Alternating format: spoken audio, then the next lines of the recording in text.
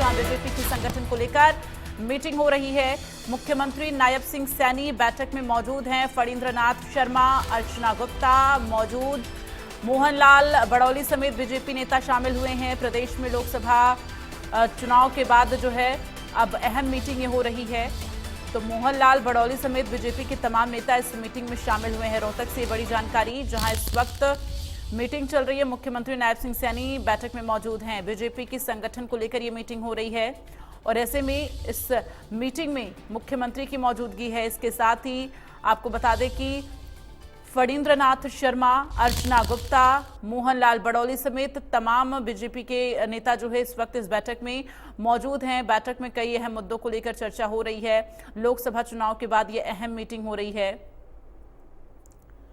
तो संगठन को लेकर ये मीटिंग जो है बीजेपी की जारी है। देखना ये होगा इस बैठक में क्या कुछ अहम मुद्दे रहते हैं और क्या कुछ निकलकर सामने आता है, क्या कुछ महत्वपूर्ण होगा इस बैठक में। फिलहाल जानकारी ये है कि ये बैठक जो है इस वक्त चल रही है, जहां पर मुख्यमंत्री की मौजूदगी है। मुख्यमंत्री नायब सिंह सैनी बैठक में मौजूद हैं। इसके साथ ही फणींद्र नाथ शर्मा, अर्चना गुप्ता, मोहनलाल बड़ौली समेत तमाम दिग्गज इस बैठक में शामिल हुए हैं।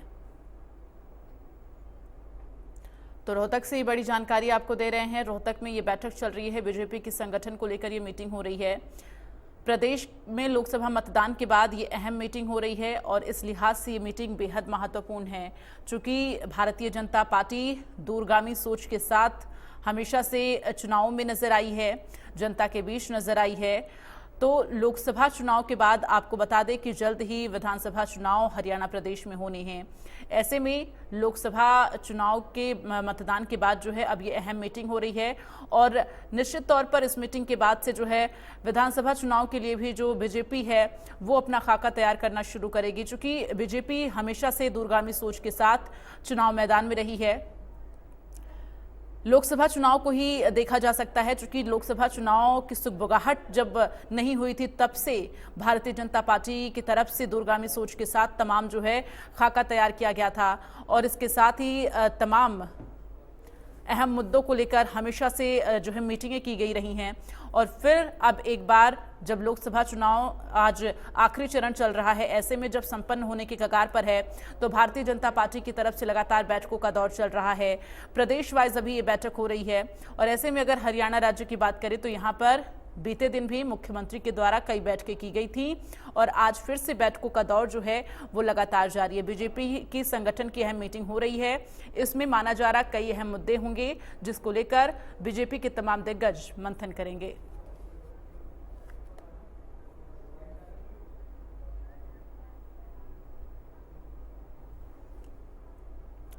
तो आपको बता दें कि इस वक्त लगातार मीटिंग को लेकर अपडेट जो है वो सामने आने शुरू हो रहे हैं, लेकिन ऐसे में आपको बता दें कि इस वक्त मीटिंग का सिलसिला जारी है। देखना ये होगा क्या कुछ इसमें खास होता है और क्या कुछ अहम निर्णय लिए जाते हैं इस बैठक में।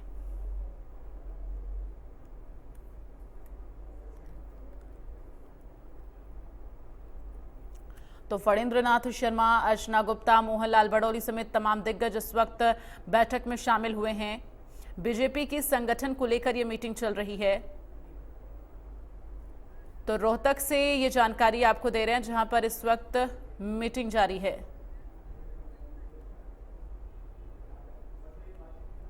और ज्यादा जानकारी के लिए सीधे चलेंगे। दिनेश कौशिक इस वक्त संवाददाता हमारे साथ रोहतक से लाइव जुड़ गए हैं।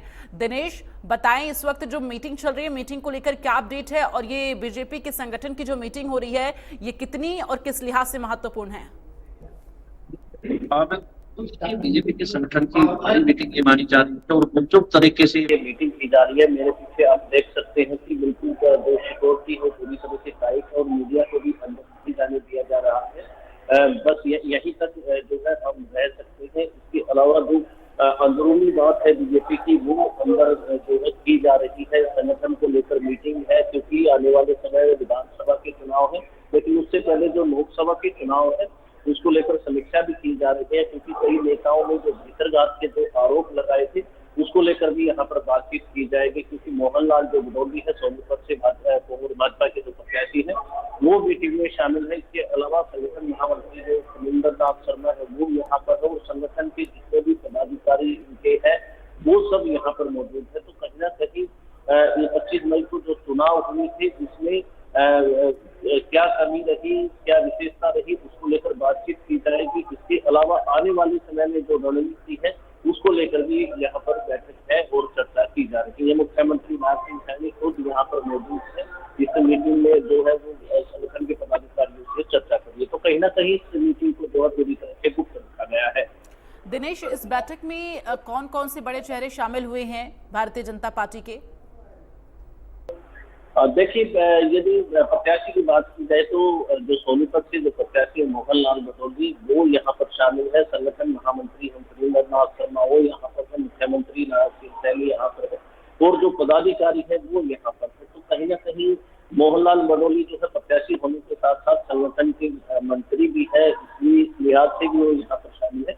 इसके अलावा पिछले दिनों जो विस्फोट के आरोप मोहनलाल बटोली ने लगाए थे तो उसको लेकर भी यहाँ पर चर्चा हो सकती है। तो कहीं ना कहीं जो जिस तरह से मनोहर लाल खट्टर के भी बयान सामने आए हैं कि जो अधिकारियों ने गड़बड़ की है उसको लेकर भी जो है उन पर निगाह रखी जाएगी। तो कहीं ना कहीं जो आने वाला समय है उसको लेकर भी यहाँ पर चर्चाएं होना लाजिमी है।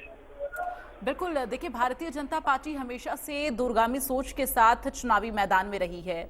ऐसे में हरियाणा में अब विधानसभा चुनाव होने हैं, लेकिन इन सब के बीच दिनेश जरा बताएं ये बैठक जो है किस लिहाज से महत्वपूर्ण रहने वाली है? बिल्कुल, देखिए जैसा मैंने पहले भी कहा कि आने वाले समय में विधानसभा के चुनाव में तो इससे पहले लोकसभा के जो चुनाव हुए हैं और 4 तारीख को जो रिजल्ट आने हैं उन सब बातों को लेकर समीक्षा की जा रही है। ये भी समीक्षा की जाएगी जिस तरह से जो 10 लोकसभा सीटों का दावा किया जा रहा था, बीजेपी वहां तक पहुंची है या नहीं पहुंची है, जो कार्यकर्ता थी वो ग्राउंड लेवल पर पहुंचे हैं या नहीं पहुंचे हैं, आखिर इस सारे चुनाव में क्या भूमिका उन कार्यकर्ताओं की रही है। क्योंकि पिछले दिनों जो अलग अलग जगहों से ये भी रिपोर्ट आ रही है कि जो भीतरघात के आरोप जो है बीजेपी के ही नेता लगा रहे हैं, कई वीडियो और ऑडियो वायरल हो रही है। तो इन सारी बातों को लेकर भी यहाँ पर चर्चा होगी। यहाँ पर चर्चा इसलिए भी जरूरी है क्योंकि कुछ ही समय बाद विधानसभा के चुनाव है। बीजेपी हमेशा एक चुनाव के बाद में दूसरी चुनाव की जो है तैयारियां शुरू कर देती। तो कहीं ना कहीं दोनों चीजों को लेकर समीक्षा की जाएगी, लेकिन खास तौर पर 4 जो है जून को रिजल्ट आना है उसको लेकर भी यहाँ पर चर्चाएं हो रही है। ठीक है दिनेश, अपनी नजर बनाकर रखिएगा। तमाम जो अपडेट होगी मीटिंग की वो हम अपने दर्शकों तक पहुंचाते रहेंगे। फिलहाल के लिए बहुत बहुत धन्यवाद आपका। आगे बढ़